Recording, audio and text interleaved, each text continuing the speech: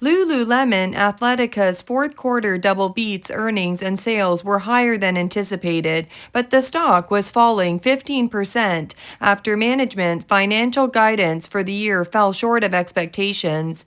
Is the stock a buy now? What happened? Here is the good and the warning. Let's talk about the good first. I know Lululemon's fourth quarter results were good because of the strong holiday sales, but they actually beat my expectations as well. Still, the shares were 15% lower after hour. Lulu reported earnings of $6.14 a share. Analysts expected $5.85 a share. Revenue rose 13% to $3.6 billion, beat projections for $3.58 billion.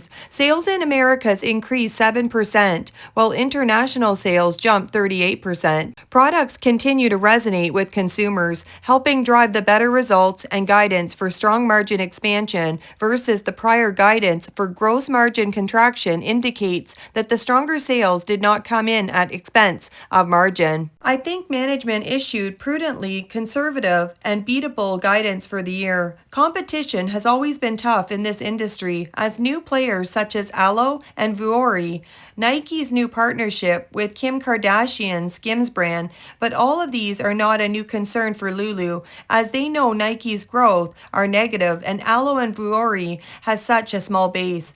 The moat is strong for Lulu, no worries there based on impressive Q4 result.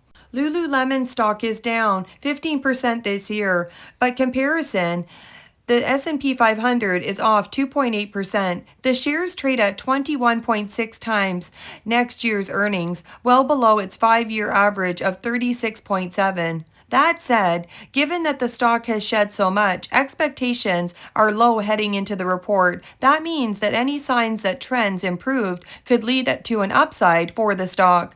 A strong transition to spring is far more indicative than the health of the business than the slowdown earlier in the year. I still think this stock can go above $420 this year. A primary strategy to reinvigorate the U.S. business is an increase in seasonal newness. So if demand is improving as the weather is warming, we'd view that as a sign that management strategy is bearing some fruit. With the fourth quarter largely squared away, investors will place more emphasis on the guidance for the current fiscal year. But bears argue sales, like those of many other retailers, probably slowed in January and February, which could prompt Lululemon to take an even more cautious stance. CFO Megan Frank said Lulu will aim to build on its growth in the current year, while remaining agile to navigate ongoing macroeconomic uncertainties. Comparable sales missed, which adjusts for store openings and closings, increased 3%. Analysts had projected same-store sales to rise 5.4%. Lululemon ended the quarter with 767 stores after adding 18 net new company-operated locations during the recent quarter. International opportunities are off the charts. Lululemon will expand its stores to Italy, Denmark, Belgium, Turkey, and the Czechoslovakia Republic this year.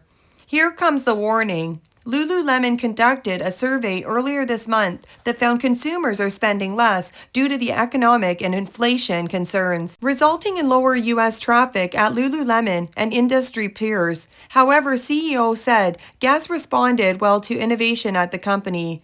There continues to be considerable uncertainty driven by macro and geopolitical circumstances. That being said, they remain focused on what they can control. Consumers are spending less due to the increased concerns about inflation in the economy. This is manifesting itself into slower traffic across the industry in the U.S. in Q1, which they are experiencing in their business as well, CEO Kelvin McDonald said. For the full year, Lululemon expects net revenue growth of 5% to 7%, which fell short of analysts had been projecting a revenue increase of 7%. Earnings per share guidance is well below Wall Street had penciled in for the year. Guidance for the first quarter also disappointed. Economic uncertainty was dampening demand for its pricey athleisure apparel, and U.S. tariffs on imports from China and Mexico had squeezed its forecast for the year. From the fiscal year 2025, 10K, it said.